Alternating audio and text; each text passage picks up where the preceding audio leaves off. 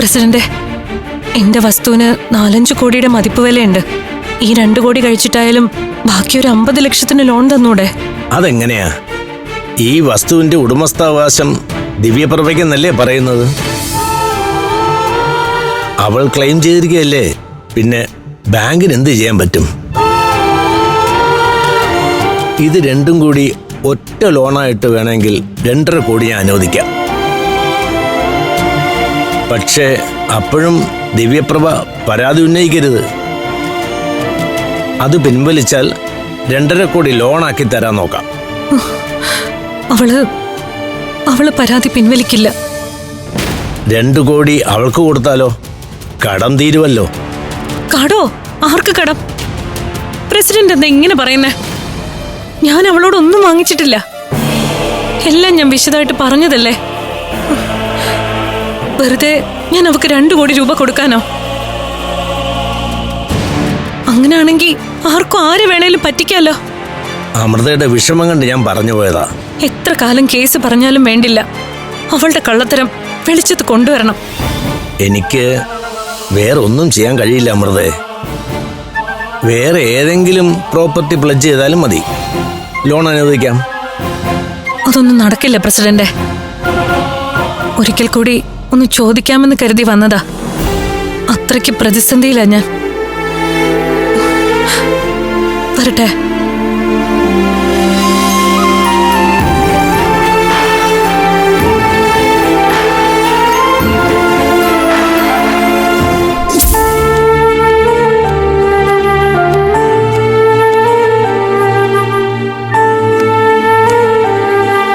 പ്രശ്ന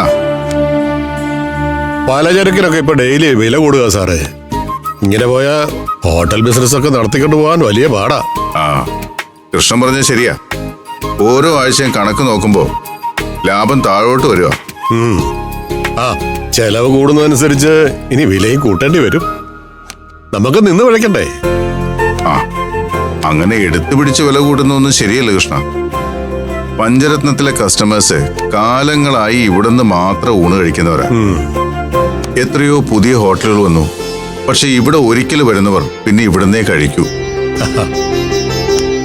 അപ്പൊ നമുക്കും അവരോടൊരു കടപ്പാട് വേണ്ടേ കൃഷ്ണ? കല്യാണമൊക്കെ അടുത്ത് വരികയല്ലേ. അതിനിടയിൽ ഹോട്ടലിലെ ലാഭം കൂടി കുറഞ്ഞ കാര്യങ്ങളൊക്കെ ഭംഗിയായി നടക്കണ്ടേ സാർ? അതുകൊണ്ട് പറഞ്ഞതാ.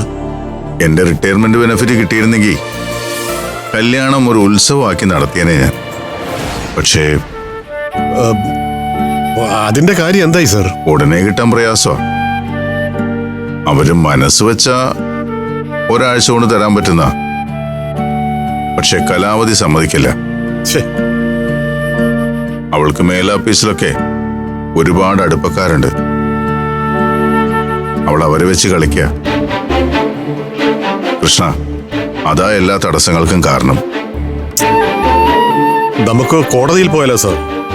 ന്യായം നമ്മുടെ പക്ഷത്തല്ലേ? കോടതിയിലൊക്കെ പോയിട്ട് എന്ന് തീരുമാനം ആവാനാ?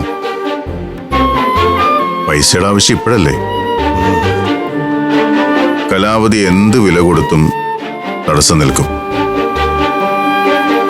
എന്റെ നാശം കാണുക എന്നുള്ളതാ കലാവധിയുടെ സ്വപ്നം. എന്തൊരു സ്ത്രീയാ അവര്! ഇങ്ങനെ പകയുണ്ടാവുമോ മനുഷ്യർക്ക്? അവളെ എന്തിനാ കുറ്റം പറയുന്നേ?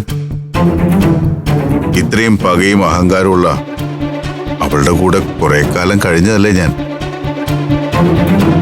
അതും പൊന്നുപോലുള്ള എന്റെ കുട്ടിയോട് ഉപേക്ഷിച്ച്. അതിന് ശിക്ഷ അനുഭവിക്കണം കൃഷ്ണ. അത് വിധിയാന്നേ.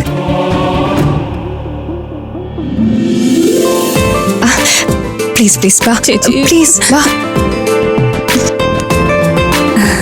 അച്ഛാ, നിങ്ങൾ സഹായിക്കണോ അച്ഛാ? ഞാനെന്നാ സഹായിക്കാം. വേണ വേണ, രണ്ടുപേരുടെയും മുഖം കണ്ടറിയാം എന്തോ ചുറ്റിക്കളിയാണെന്ന്. സോപ്പിടൊന്നും വേണ്ട, കാര്യം പറഞ്ഞു. അതെ, അഖിലേച്ച് പറയുവാ. അയ്യോ, ഞാനല്ല ചാ, ഇവളെ പറഞ്ഞേ. കള്ളം പറയല്ലേ ചേച്ചി? ചേച്ചിയാ പറഞ്ഞത്.